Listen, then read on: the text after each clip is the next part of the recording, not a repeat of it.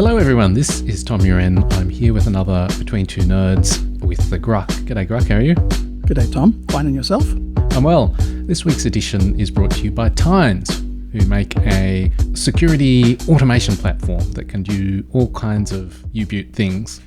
So Grugq, one of the pieces I wrote about this week is, it's almost just kind of a throwaway line from an ESET APT report for the last quarter.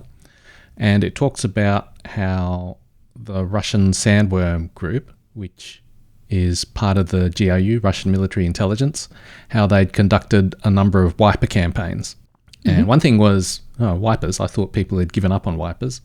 And then the second thing was it particularly pointed out the grain sector in Ukraine. And the report speculates that it's because grain is an important part of Ukraine's economy. And so they're trying to weaken the whole economy. And well, okay, that sounds fair enough, I suppose. But I looked a bit further and it's that already something like a quarter of arable land is lost to Ukraine because it's either close to the conflict zone or it's been landmined. So it's not safe to actually drive a combine harvester over. Seems like a dangerous profession. And so, you know, I was like, well, what are you going to do to the grain sector? Like with that's going to like 25%. That's right. Yeah. And so, I mean, and also in the past, Russia has essentially blockaded Black Sea shipping.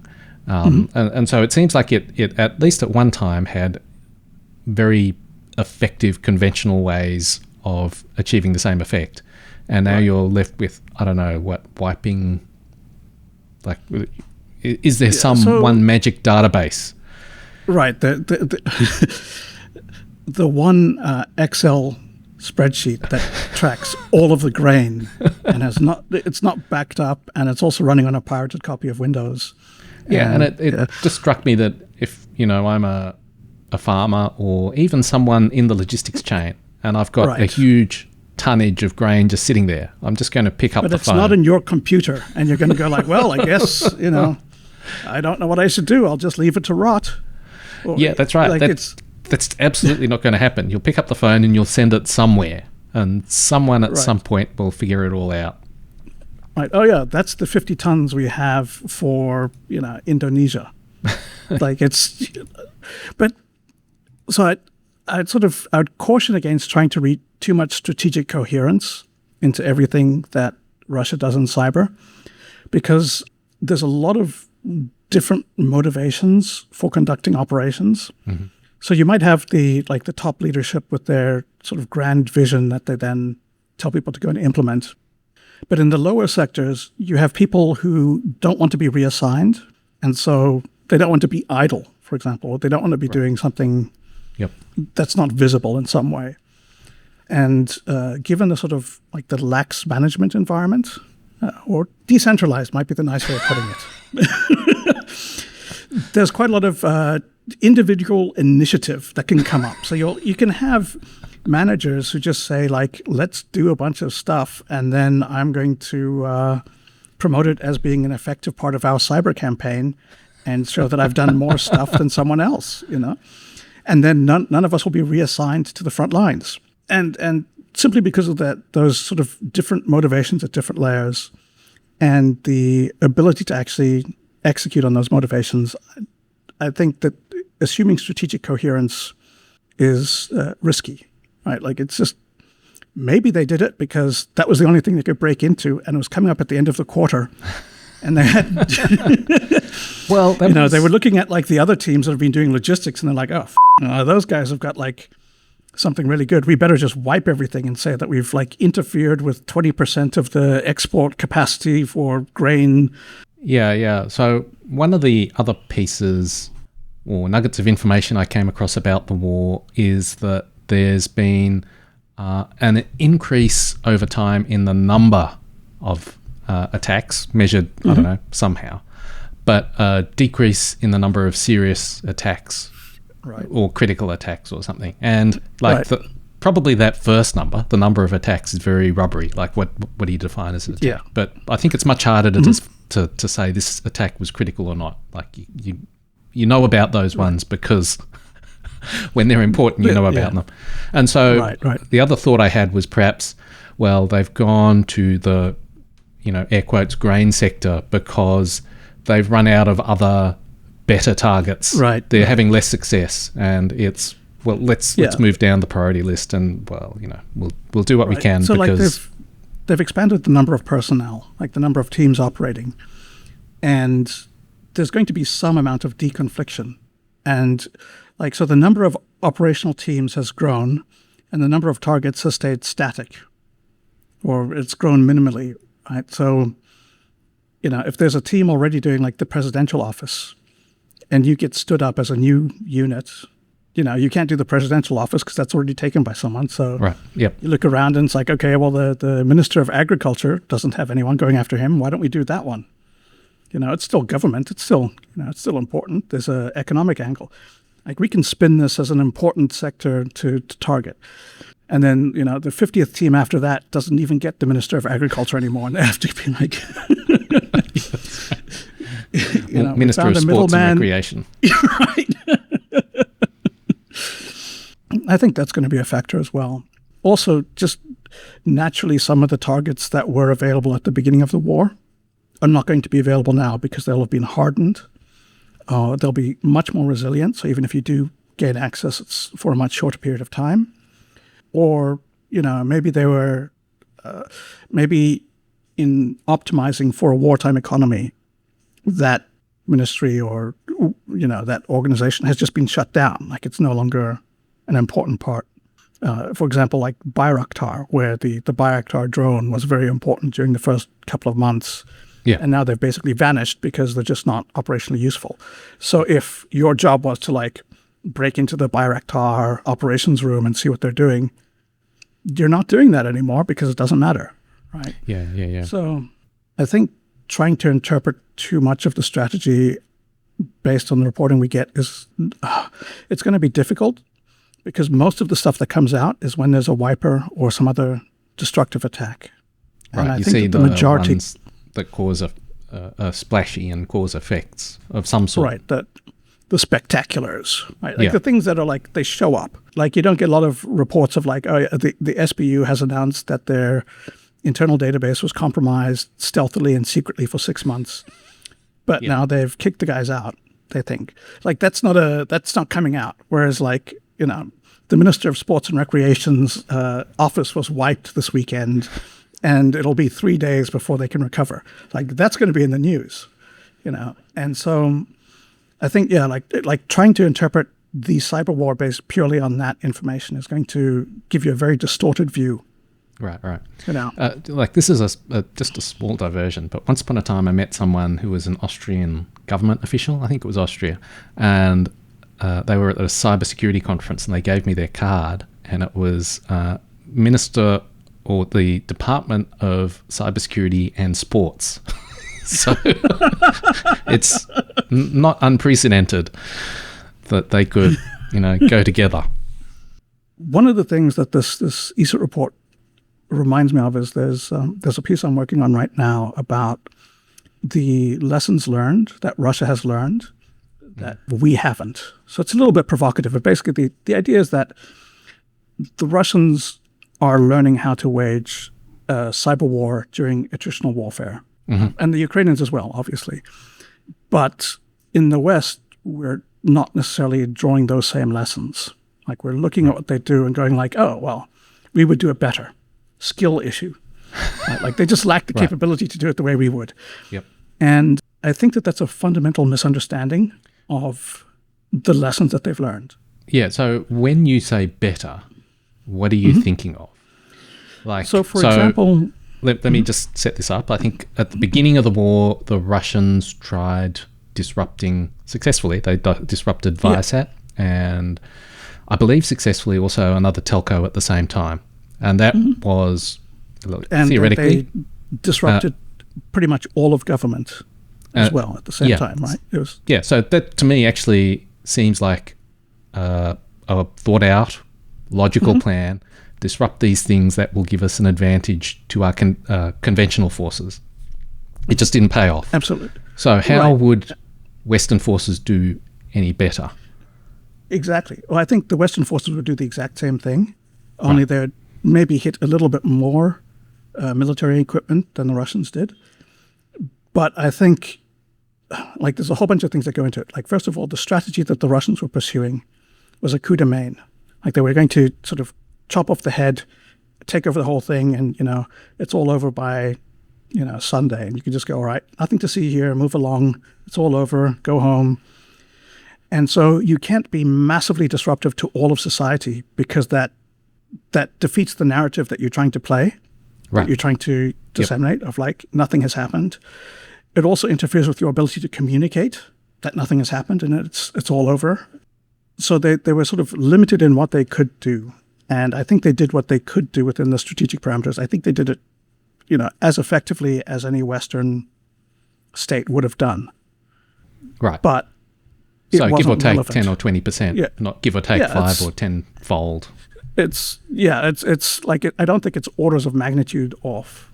Yep. I think that it's roughly in line with what you would have expected if the West was doing it. But obviously, because they had that strategic constraint of like not completely disrupting all communications for everyone in the country, it meant that things that they couldn't disrupt, like Facebook or Instagram or Telegram, like all of those communications still existed, and those were more important, even for the military, than their radios and their satellite communications. So basically, they destroyed a part of infrastructure that wasn't critical to the war effort. It might have been for the first 12 hours, but then there was resilience, and they just said, I can't send you an email. I will send you a direct message on Facebook. Right? And that would work. So it sort of, and I think the thing that the Russians took from that is effects are not as effective as, they're made out to be. Like it's one of those things. We pulled it off and it still didn't make any difference. Right. Is that the right lesson though? I think yes. I honestly do. Because I think that they pulled it off, and given the strategy they were pursuing, it didn't fit with that strategy. Right. Like it seemed to from the outside, like, yes, we're going to disrupt their communications. But because you couldn't actually disrupt all of the communications, it couldn't actually do what it was supposed to do. But I think that any Western cyber operation is also going to have to be within the constraints of the overall strategy. Right. And so it might be a different strategy, but it's still going to have strategic constraints on what it can do. And you're going to have to say, like, can effects work within the parameters that we've set? But I mean, I think that the Russian, from a cyber perspective, I'd say, sure, it was a success. And if, you shuffle the players on the board, and if it was a Western military, probably just a few Western militaries could do it. But, and if they had the option of doing that kind of disruptive cyber operation in combination with a conventional military, I would say, yeah, go for it. That would probably be helpful. It's not going to hurt. It's almost certainly going to be beneficial in some way. Right. So it's still worthwhile, but you wouldn't say bet all your horses or whatever. Yeah, this is our knockout blow. We're going to interfere with their satellite communication, and the entire country will crumble. Right. That's it's not the central pillar, but it's absolutely. You could say it's a load-bearing portion. Right. Yeah. It's an important part of a complete breakfast, right? You've got the bowl of sugar, and then like the 3 apples, the oranges, the whole wheat toast, the oat grains. So I mean, the way you described it seems like the Russians have learnt too much that it's not important. They might have overcorrected, that's for sure. Right. But I think one of the other things is that it's a lot easier to do effects operations that have the sort of temporal aspect at the start of a war. Yes. There's less friction. Right. Than it is on like the 3rd year. Right? By year 3, if you're trying to coordinate that this unit will get to this location within 10 hours and will be able to, show up at precisely this time, like that's not happening. Like the amount of friction and unpredictability, it's too difficult to make that sort of tight coordination that you would need. So I think that effects are less useful, I think, as you go forward. Yeah. I was thinking of Operation Midnight Hammer, which was the stealth bombers flying over Iran, and Secretary of Defense Pete Hegseth made quite a lot of the coordination and the timing and doing this and doing that. And yeah, I think that if you're in the middle of a war where things are very, very fluid, it's very hard to plan that thing. And you can do it when it's a surprise, sort of. Yeah. I don't know if there was a cyber component of that. I think they mentioned something about it, but it was unclear whether it was actually like important or just for the fact of being able to say that there was a cyber component. Yeah, I think it's the sort of thing that you want to be part of it, even if it's, Yes. Yeah, like, do you need someone to carry the Gatorade for you, sir? This is Cyber Gatorade. But anyway, so moving back the to Cyber Tea service. But yeah, so like, look, the lessons that they've learned is that intelligence integration is valuable all the time, and effects are hard to exploit. So I think that was a sort of takeaway that they had that shows up in that we're seeing a lot less effects overall. And when they do show up, they don't seem to have military applications because that coordination is just incredibly difficult. Right. So I think what we're seeing is this other stuff, which is... Yeah, so I guess in the case of the ESET destructive wiper attacks, it doesn't appear like they have any military application or orchestration. Tenuous, like they're not, at best. They're not linked to military operations. They're just, we'll deploy wipers to wipe things. Try and disrupt stuff. Line go up, man. You want to? It's a measure. Yeah. It's a metric that you can put on a spreadsheet and show that you're doing more this quarter than you did last quarter. Yeah. Right. So over the last, when did it come out? Beginning of this month. There's this article in Lawfare. Stefan Sosanto and Victoria Gajos. Apologies, I've probably pronounced their names wrong. Have you read it? Do you have thoughts?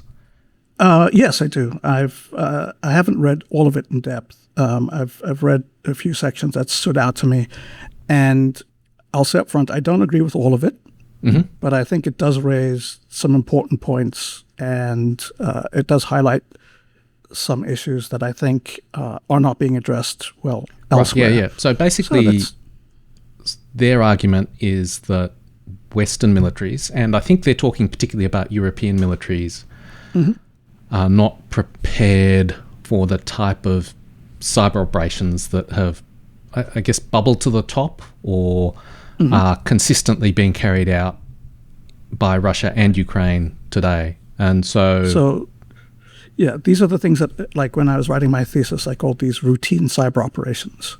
Right? So like during wartime, there are special things that you do if you're doing like an assault, but at other times it's like, oh, we need to fortify a sector and then do patrols. And that's just a thing that you do just as a standard thing. It's just routine. That's part of what you have to do, even though it's not part of an overall, like there's no general saying, all right, make sure that, second platoon goes out on a patrol today. That's not a directive that comes out. That's just understood as routine. Business as usual. Yeah, and so I think that has developed, that there's these sort of routine cyber operations that just happen, and they're not part of a broader strategic plan. They're just part of here are things that we're going to do because we have to do something, and this is within the parameters of a thing that's And what would you put in that category of? So a lot of it, I think, is these espionage operations that seem a little bit pointless. Right. Like there's the useful stuff where it's like you go after CCTVs or IP cameras, or you go after like the municipal authorities that collect all the information about battle damage assessments. The number of civilian damage, like buildings destroyed, civilians killed, infrastructure damaged, etc. Like that sort of thing is just immediately useful. There's also stuff where you will have people who do forensics that you'll have close to the front, so that when you capture a mobile phone or an iPad or something, you can do forensics and say, all right, they're still logged into their Delta account. Let's exploit that to see some of the operational information, or we can read their signal chats because we can those are just sort of like useful things that you can do that are like tactical and immediate, but they're not necessarily part of a larger plan because it's a little bit serendipitous. They're opportunistic. I guess. Opportunistic. There you go. Yeah. That's right. And then I think that there's stuff that happens because it has to happen, which is just like we're going to break into banks, maybe, or we're going to try and break into, like we're going to keep trying to break into the Ministry of Defense. And it might not succeed, but we'll just keep trying it. Then there'll be like, we're going to break into some of the major companies because they're economic pillars of the country. But like, they're not directly related to the war effort. But you wouldn't want to not know if someone asked about it, but you wouldn't really. So you're talking about doing that for intelligence purposes or disruption purposes?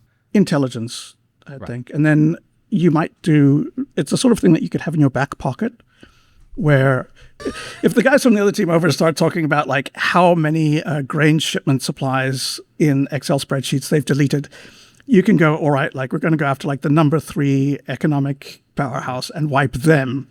Right. And we'll see who comes out ahead, right? Like it's, yeah. So I disagree a little bit with some of the assessment that they have in this article by Stefan and Victoria, where basically they're suggesting that Ukraine has adopted a quantity over quality approach. And I think that that's a reflection of the bias of reporting. I think that the quality stuff that's being done doesn't appear in the public record because it's quality stuff, right? Like we wouldn't say that the NSA is doing a quantity over quality because we never actually see their quality work. Sorry, that's a bad analogy, but the point is like when they're good and they're competent and you've got high quality cyber operations, they don't show up in newspapers. That's sort of the hallmark of a high-quality cyber operation is that it's not reported on. Yes. So I think that this is a collection bias being reflected here. But they have brought up a very useful point, which is they talk a little bit about how the Ukrainians have been able to operationalize the sort of hacktivists volunteer force that they've had to deal with. Right, so you've had all these people who've showed up, who want to do something, and like you can't recruit them because they're all over the world. Right, yes. You can't tell them to bugger off because you actually want them for various reasons. You want them involved for political reasons and so on. Yeah. But you can't just leave them to do whatever because then you've got confliction issues. Right, they're going to interfere. So that there needs to be a way of managing them without managing them. And I think that this hits on it quite nicely, where a lot of what's been done is sort of like co-opting the high-end groups and then having, I would call it liaison officers with the other groups who can sort of make sure that they're focusing their efforts on that very critical Vladivostok shoe store that's a linchpin of the Russian military effort, because without boots, no one's doing marching anywhere, right? So it's, like there's basically, there's people who can guide like the DDoS and the wiping randos out of the way. And then the people who are actually good, it's a little bit more focused and involved. And there's a bit more of a like, won't someone rid me of this troublesome Russian air defense ministry located at...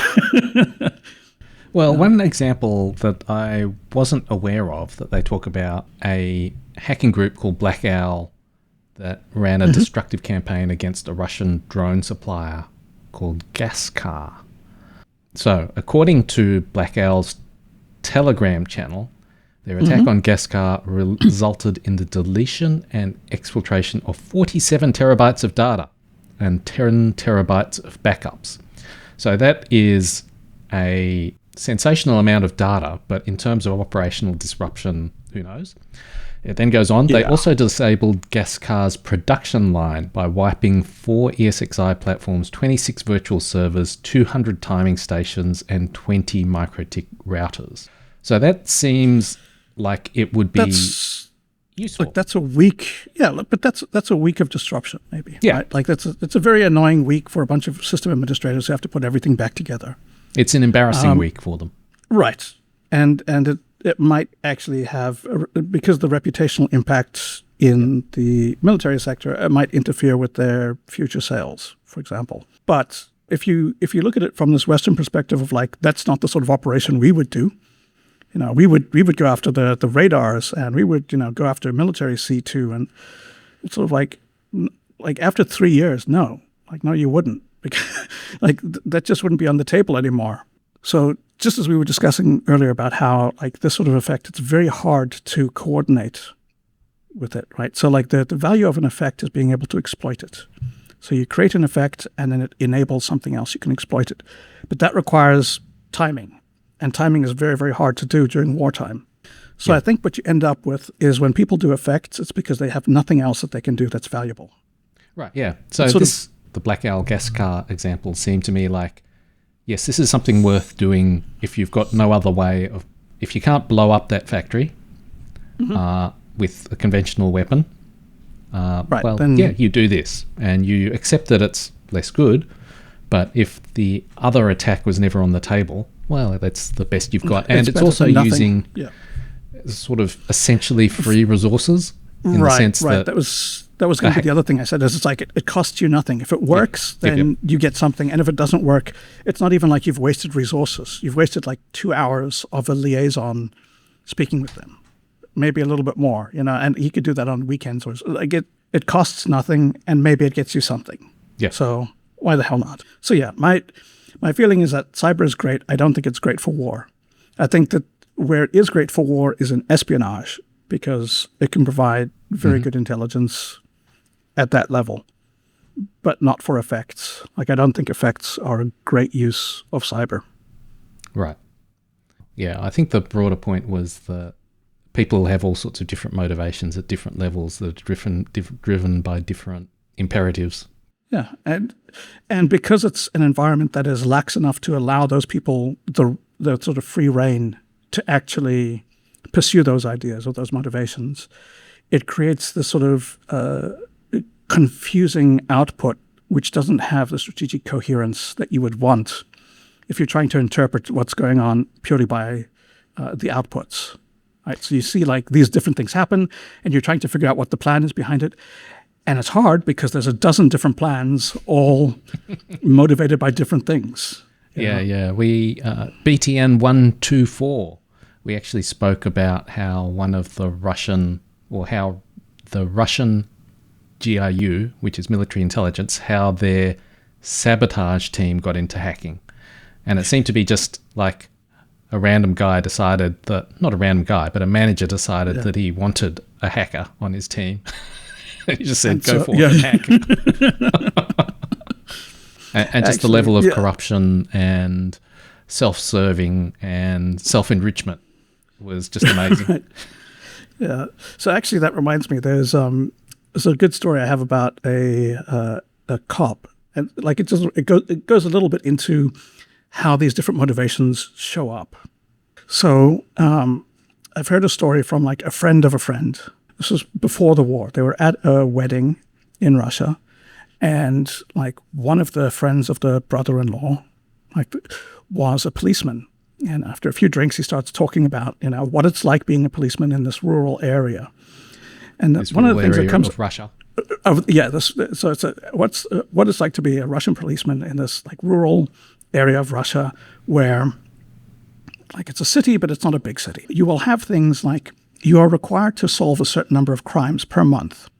That's the metric that you're measured on. Right. And there's not necessarily that number of crimes that you can find or even solve. And so they do things like they will, maybe if they're running a bit short, they'll find a cousin, and they'll pay him some money, and they'll say go and stay at the Dasha for a couple of weeks, and then they'll have his mother report him missing. And then he can be found a week later. Boom, check, done. Similarly, they'll have these arrangements with, say, so he would be for the municipal police, and there'd be the highway police. And the highway police, if they've solved enough crimes for that month, and they find a if they find evidence of something like someone's just dropped dead in the street, and it's sort of kind of on the line where it could be a highway or it could be municipal, but they've already done enough. Like the highway's got enough. They will call up someone in the municipal and be like, hey, do you need one this month? Because we found one.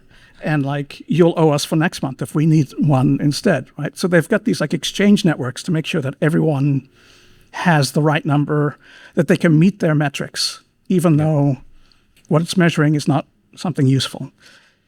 And I'm willing to bet that exists in other parts, right? Like, so I think that sort of logic probably applies, where there's did you hack 30 companies this week like you were supposed to?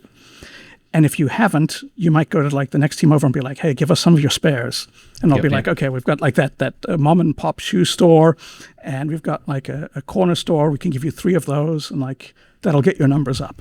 Yeah. You know? So I'm hesitant to read too much into what we actually see, just because I think that there's a lot of weird motivations going on.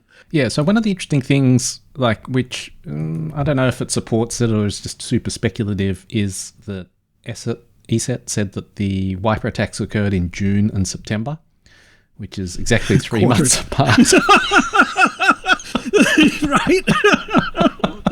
And it's like, crikey, we've got to meet our quarter's goals. Exactly. You're looking at it, like, what are we short? Well, we need at least, $2 million worth of damage that we've done. That's right. What do we have on the books? Yeah.